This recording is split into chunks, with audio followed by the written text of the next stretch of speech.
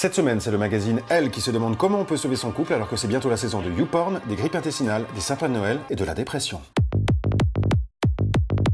Amener son partenaire à se réaliser. L'une des fonctions du couple, souvent oubliée à force de tracas quotidiens et matériels, est la réalisation de soi grâce à la présence de l'autre, à la confiance qu'il vous accorde. Louloute, je vais sortir les poubelles.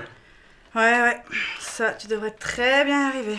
Voir les différences de l'autre comme nos anciennes attirances. Vous ne pouvez pas changer l'autre, évidemment. Aimer, ce n'est pas vouloir que l'autre soit comme on souhaiterait qu'il soit, bien sûr. C'est l'accepter entièrement et lui laisser une certaine liberté. Voilà. Ce qui ne vous empêche pas de dire les choses, mais en acceptant sa différence. Accepter sa différence, ouais. C'est ça. Je t'accepte comme tu es.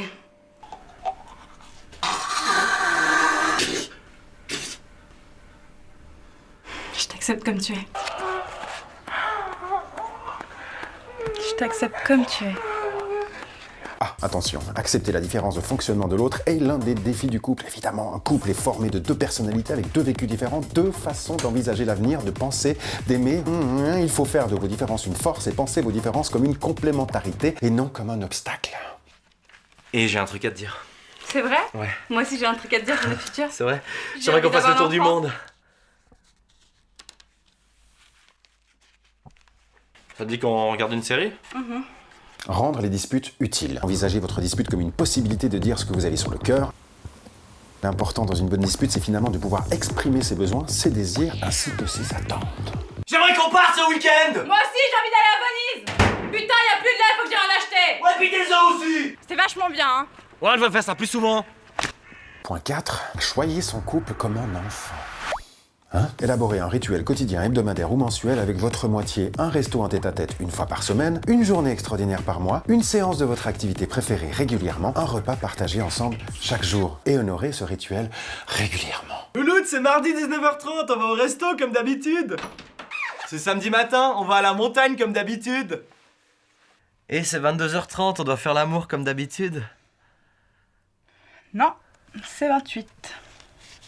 Un co-engagement pour ne pas se déconnecter en couple trop souvent. La communication est la clé d'un couple qui dure. Ne gardez pas les choses pour vous, sinon toutes ces frustrations, tous ces sentiments négatifs pourraient bien refaire surface d'un coup en faisant déborder le vase. Oser se dire les choses, pensées, émotions, sensations, est une preuve de confiance qui autorise l'autre à se sentir également en confiance pour s'exprimer. Tu sais, quand je te prends par derrière et que je sens l'odeur de ton anus, des fois ça me dérange un peu. Et moi, j'ai rêvé que je baisais ton père.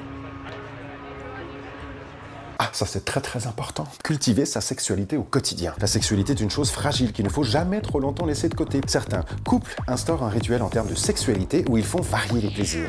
De nouveaux endroits, Tada! de nouvelles positions, de nouveaux accessoires Tada! et de nouveaux jeux.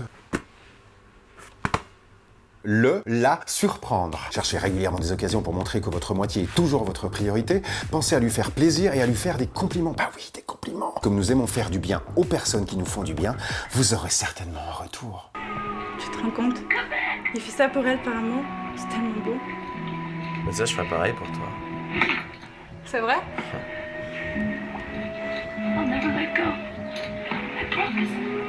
Mais ça va pas? Mais je te dis que je ferais pareil pour toi. Par amour. Merci le magazine Elle. Grâce à vous, je vais enfin devenir un excellent gestionnaire de relations amoureuses. Ah!